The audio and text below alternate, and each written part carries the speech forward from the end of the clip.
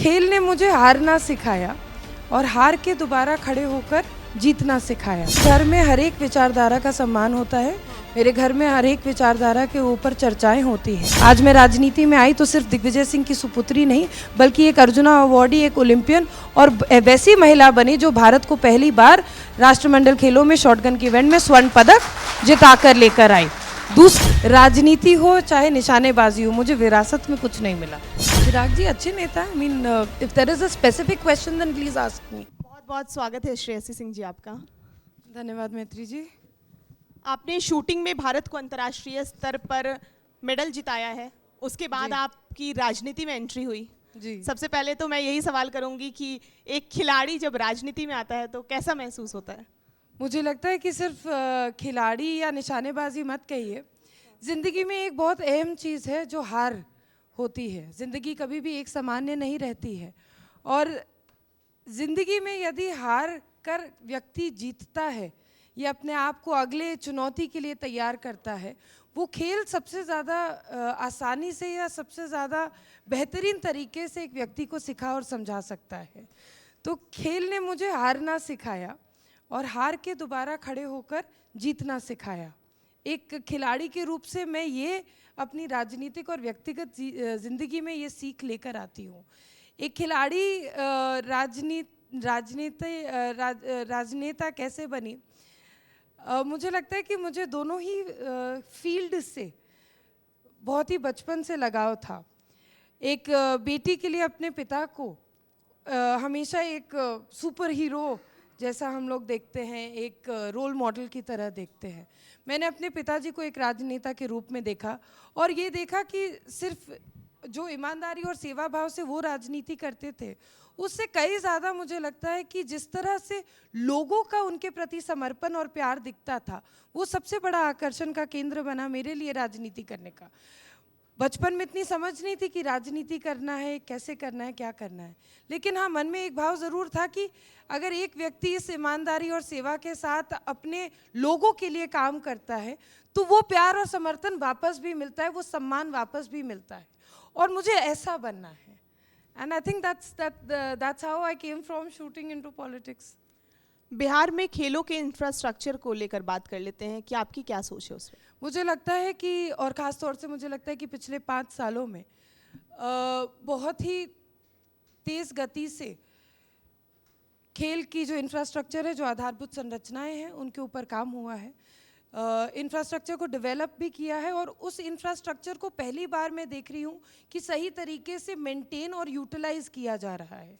पहले स्टेडियम्स बन जाते थे लेकिन कोई इंटरनेशनल या नेशनल लेवल कॉम्पिटिशन्स नहीं होने के कारण या कोई सही तरीके की प्रशिक्षण नहीं मिलने के कारण वो हमेशा ठप पड़ जाते थे, बंद हो जाते थे। वो बिल्डिंग्स डिलैपिडेट होने लगते थे, जीर्ण शीर्ण अवस्था में रहती थी। अब अगर इंफ्रास्ट्रक्चर बन रहा है तो उसको मेंटेन करने के लिए वहाँ पर लगातार कॉम्पिटिशन्स हो रहे हैं, इंटरनेशनल कॉम्पिटिशन्स हो रहे हैं, नेशनल लेवल कॉम्पिटिशन्स हो रहे हैं, ट्रेनिंग कैंप्स होल्ड किए जा रहे हैं। सिर्फ बिहार ही नहीं बल्कि अलग अलग राज्यों के ट्रेनिंग कैंप्स भी हो रहे हैं। मैं उदाहरण स्वरूप अगर राजगीर के खेल अकेडमी और यूनिवर्सिटी की बात करूं तो उस हॉकी स्टेडियम में आज के दिन में हमने हॉकी एशिया कप होस्ट किया है मेंस, पिछले साल हमने विमेंस होस्ट किया था। बीच में लगातार मैं देखती हूँ कि हॉकी के वहाँ पे ट्रेनिंग कैंप्स चलते रहते हैं। बिहार के ही नहीं बल्कि अगल बगल के राज्य के खिलाड़ियों को भी वहाँ पर प्रशिक्षण मिलने का मौका मिलता है। आज मेडल लाओ नौकरी पाओ जैसी योजना के माध्यम से 71 से ज़्यादा खिलाड़ी ऐसे हैं जो कि सरकारी नौकरी पा चुके हैं एक पदक जीतने के माध्यम से। क्रिकेट का इंफ्रास्ट्रक्चर डेवलप किया जा रहा है, जगह जगह पे पंचायत लेवल, प्रखंड लेवल पर इंफ्रास्ट्रक्चर डेवलप कर रहे हैं। माननीय मुख्यमंत्री जी ने पहली बार ऐसा निर्णय लिया कि मनरेगा के माध्यम से पंचायत लेवल पर भी खेल कूद को बढ़ावा देने के लिए उनने स्पोर्ट्स कॉम्प्लेक्स डेवलप करने का काम किया है। तो बहुत ही तेज़ गति से काम हो रहा है और अच्छी बात यह है कि अब जो काम हो रहा है उसके साथ साथ उसके आगे की क्या रणनीति है, किस तरह से उसको मेंटेन किया जाएगा, किस तरह से उसको उपयोग में लाया जाएगा, ये भी इस पर भी काम हो रहा है, वो अति आवश्यक है। नई पीढ़ियों की बात कर लेते हैं, खासकर लड़कियों की। कैसे आप उन्हें मोटिवेट करती हैं? क्या कुछ आपकी स्ट्रैटेजी होती है? मुझे नहीं लगता कि एक महिला बहुत बच्चियों को या युवतियों को मोटिवेट कर सकती है। मुझे लगता है कि एक महिला होने के नाते प्रत्येक नारी के ऊपर ये जिम्मेदारी है कि यदि मैं खुद एक कदम भी आगे बढ़ रही हूँ तो अपने साथ महिलाओं को लेकर आगे बढ़ रही हूँ, या मेरे माध्यम से मेरे अपने खुद के बच्चे हों, मेरे आस पड़ोस के रिश्तेदार के बच्चे हों, दोस्त के सगे संबंधी, जो भी हम लड़कियां या जो भी महिलाएं मुझसे टच में आ रही हैं, वो कहीं ना कहीं खुद आगे बढ़ पा रही है, या मेरी जो भी जो भी मेरा सहयोग है उसमें मैं उनको हेल्प कर पा रही हूँ। And I think that is what it helps. आज आप यहाँ बैठी हैं, निश्चित रूप से आपको आगे बढ़ाने के लिए आपके माँ, आपके साथ साथ आपके दोस्त, आपके मित्र, ये सब लगे होंगे, तब जाकर आप यहाँ बैठी हैं। सिमिलरली विद मी, मुझे लगता है कि मैं आज इस मुकाम तक नहीं पहुँच पाती अगर मेरे पास मेरी मजबूत माँ का साया नहीं होता, उनकी जो शक्ति मुझे, उनका जो आशीर्वाद मुझे मिलता है वो नहीं होता, तो आज मैं इतने आगे नहीं बढ़ पाती।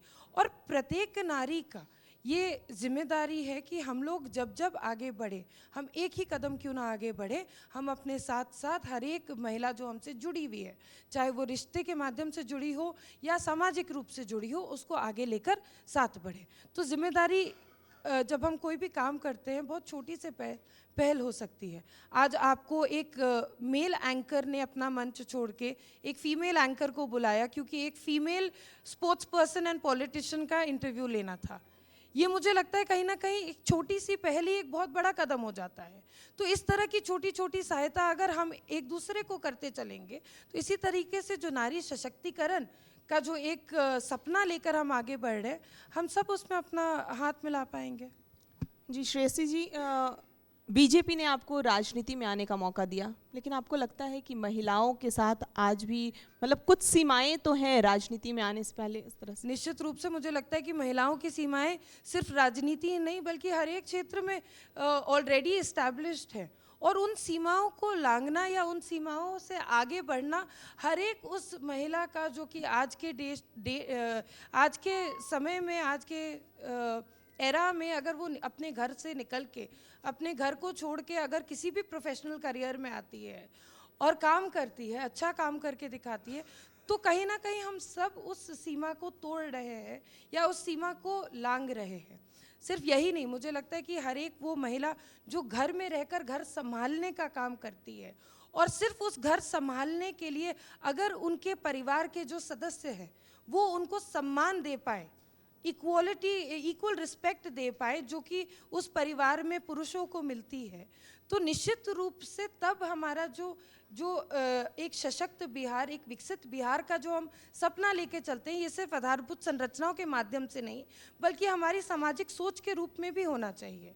आज उदाहरण स्वरूप मैं आपको बताती हूँ कि बहुत आसान होता है छोटे बच्चों को अपने माँ से बदतमीजी कर देना, या अगर वो खुद परेशान है तो अपने माँ से झुंझुला के ज़रूर। आज ऑडियंस में भी कुछ महिलाएं हमारे साथ बैठी हैं और आप सब लोग ये बात जानती हैं कि छोटे बच्चों को अगर चिड़चिड़ाहट होती है तो वो अपने माँ पे ज़रूर झुंझुला देते हैं, बात कर लेते हैं, चिड़चिड़ा जाते हैं, लेकिन अपने पिता से फिर भी कतराते हैं उस तरह की बदतमीजी करने से या कुछ भी। तो एक बहुत ही छोटे लेवल पे कहीं ना कहीं हम लोगों ने ये एक्सेप्ट कर लिया है कि महिला को आप नीचा दिखा सकते हैं, या आप उनको अगर सामान्य सम्मान नहीं देंगे, इक्वल रिस्पेक्ट नहीं देंगे, तो it is okay. And I think the time has arisen, the time has come that women need to stop accepting it. Women need to start demanding more respect. और जब जब वो डिमांड आगे बढ़ेगी तब तब वो समाज सशक्त बनेगा। तो विचारधारा की लड़ाई कभी घर में हुई? मेरे फादर समाजवाद के नेता थे। हाँ, समाजवाद, जनता दल यूनाइटेड के जी, वन जी। ऑफ द फाउंडिंग मेंबर्स जी। थे। उसके बाद उन्होंने निर्दलीय चुनाव लड़ा। I want to correct myself. Yeah. तो जेडीयू, उसके बाद फिर आप बीजेपी ज्वाइन की, तो ये विचारधारा की भी कभी लड़ाई हुई क्या घर पे? अभी तो आप एक साथ हैं, उसमें कोई डाउट नहीं है, एनडीए के ही दोनों घटक दल हैं जी। लेकिन कभी इस तरह से बात उठी क्या घर पे कि अलग अलग विचारधारा वाले लोग हैं? बिल्कुल, मेरे घर में हर एक विचारधारा का सम्मान होता है। मेरे घर में हर एक विचारधारा के ऊपर चर्चाएं होती हैं, और मुझे लगता है कि हर एक विचारधारा के ऊपर चर्चा होने के होने की वजह से ही आज जिस पद और मुकाम पे मैं बैठी हूँ, या जो मेरी राष्ट्रवाद की विचारधारा बनी है, ये उसी वजह से है। जब तक किसी के भी घर में हेल्दी डिस्कशन नहीं होगा आइडियोलॉजीज़ के ऊपर, तब तक बच्चा कैसे समझ पाएगा कि कौन सी आइडियोलॉजी अपनानी है। तो मेरे घर में भी विचारधाराओं के ऊपर चर्चा होती थी, आपके आलोचक कहते हैं विमर्श कि होते थे। विरासत की राजनीति अपनाई है आप, इस पर आप क्या टिप्पणी करना चाहेंगी? निश्चित रूप से मेरे पिताजी एक बहुत ही सक्सेसफुल पॉलिटिशियन थे। मैं कभी इस चीज़ के लिए अफसोस या माफ़ी नहीं मांगूंगी, लेकिन मेरे पिताजी ने मुझे 2 चीज़ें सिखाई। पहली बात कि यदि राजनीति में आना तो खुद कुछ बनकर आना। आज मैं राजनीति में आई तो सिर्फ दिग्विजय सिंह की सुपुत्री नहीं, बल्कि एक अर्जुना अवार्डी, एक ओलंपियन और वैसी महिला बनी जो भारत को पहली बार राष्ट्रमंडल खेलों में शॉटगन के इवेंट में स्वर्ण पदक जिता कर लेकर आई। दूसरी बात मेरे पिताजी ने जो मुझे सिखाई थी वो ये थी, और स्पष्ट रूप से उन्होंने कहा था कि श्रेयसी, तुमको विरासत में सिर्फ और सिर्फ एक चीज़ मिलेगी, वो संस्कार मिलेंगे। राजनीति हो चाहे निशानेबाजी हो, मुझे विरासत में कुछ नहीं मिला। मैं अपना पहला चुनाव तब कंटेस्ट कर पाई, तब लड़ पाई, जब मेरे पिताजी को गुजरे हुए 10 साल हो चुके थे। एक लंबा गैप हो गया था। माँ राजनीति में आई थी, लेकिन अपना बाई इलेक्शन के बाद अपना पहला चुनाव ही हार गई थी।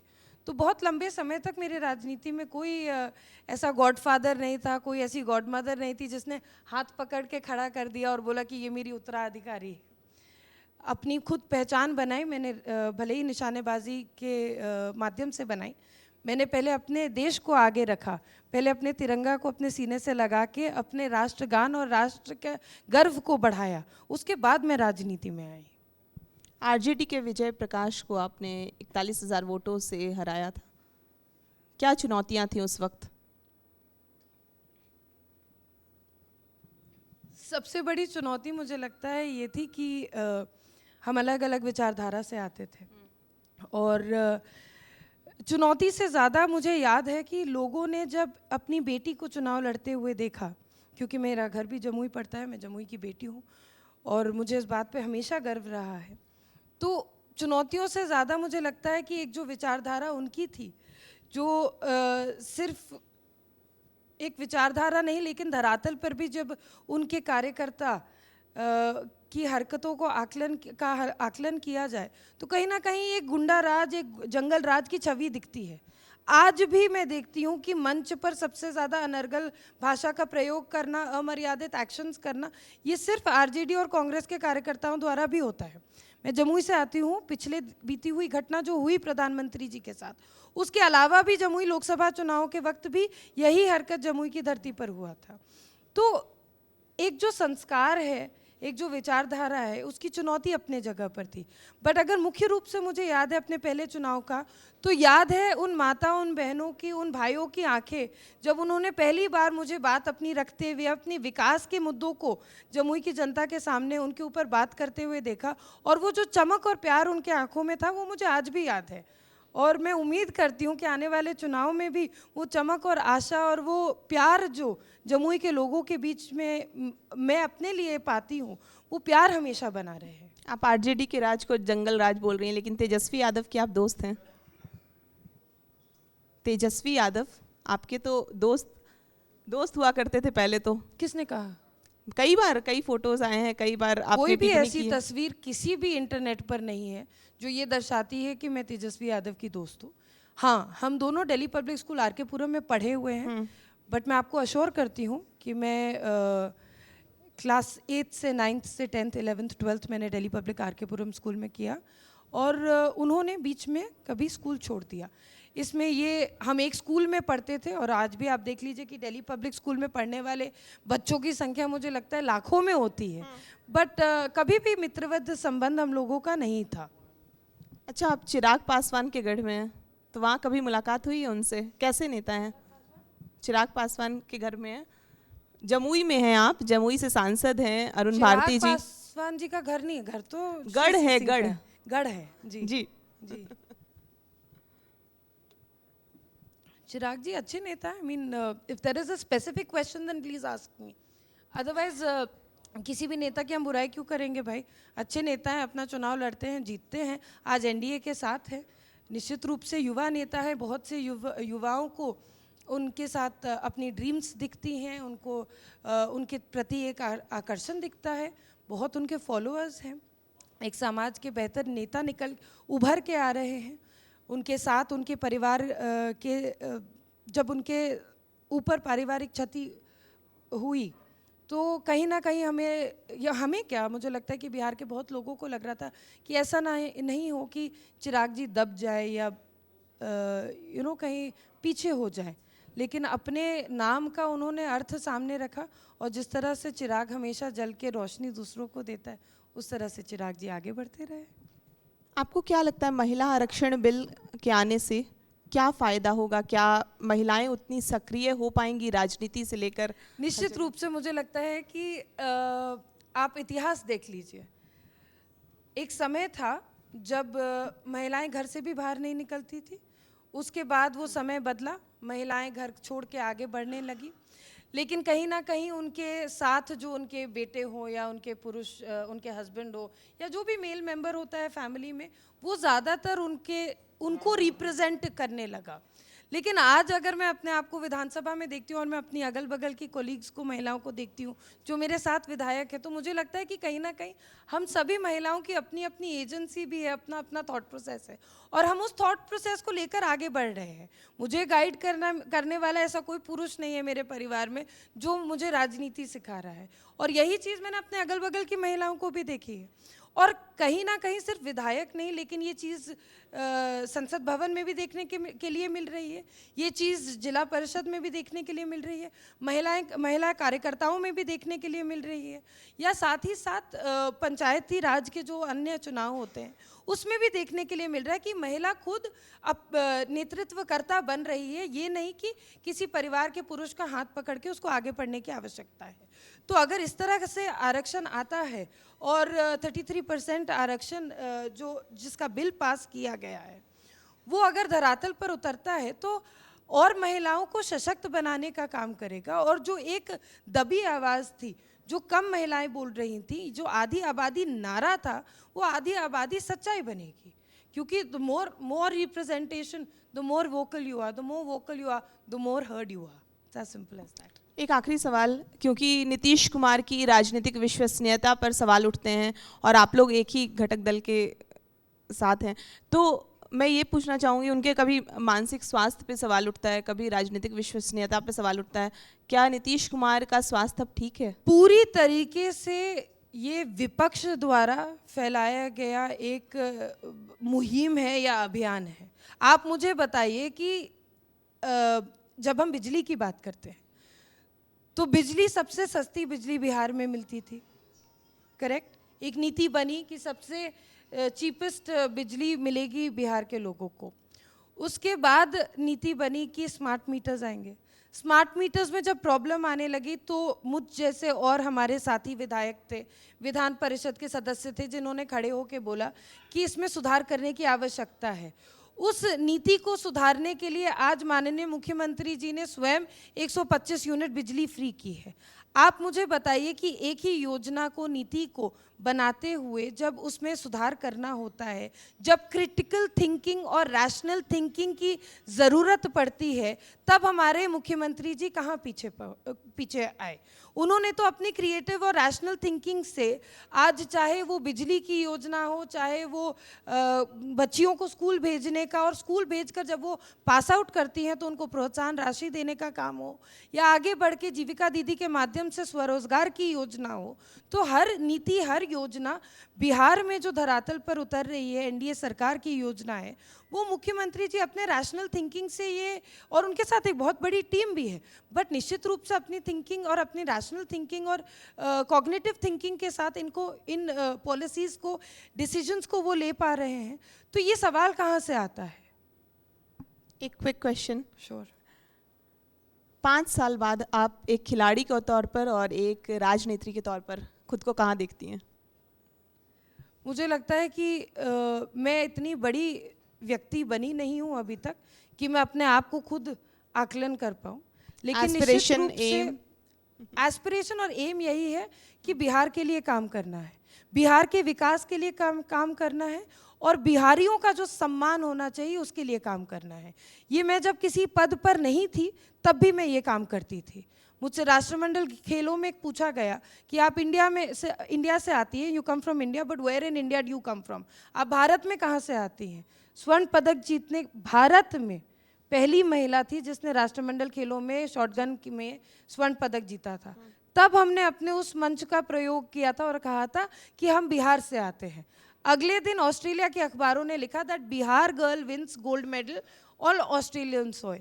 तो निश्चित रूप से मेरा लक्ष्य मुझे बहुत क्लियर दिखता है कि मुझे बिहार के विकास करना है, मुझे बिहारियों के गौरव का सम्मान करना है, उनको और आगे बढ़ाना है और उनके साथ चलना है। ये मेरा एकमात्र लक्ष्य है। बहुत बहुत शुक्रिया श्रेयसी सिंह जी।